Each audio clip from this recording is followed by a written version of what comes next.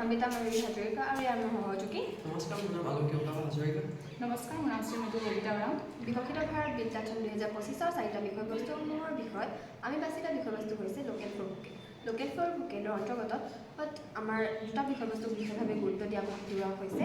তাৰে প্ৰথমটো হৈছে আমাৰ ভৌতিক যোনবোৰ সামগ্ৰী আৰু ঐতিহাসিক স্থলসমূহ পৰ্যবেক্ষণ কৰাৰ জৰিয়তে বিশ্বক দৰবাৰ এটা স্থান দিয়া, আৰু দ্বিতীয়টো হৈছে চাবৰ নিবনুৱা সমস্যা অলপ হ'লেও কমোৱা।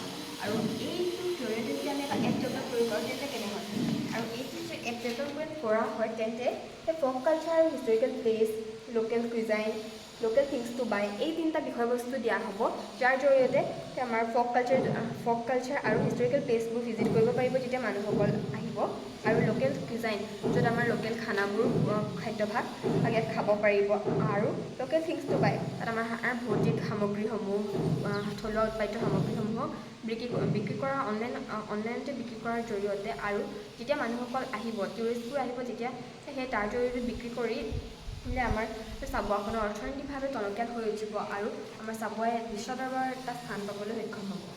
ধন্যবাদ।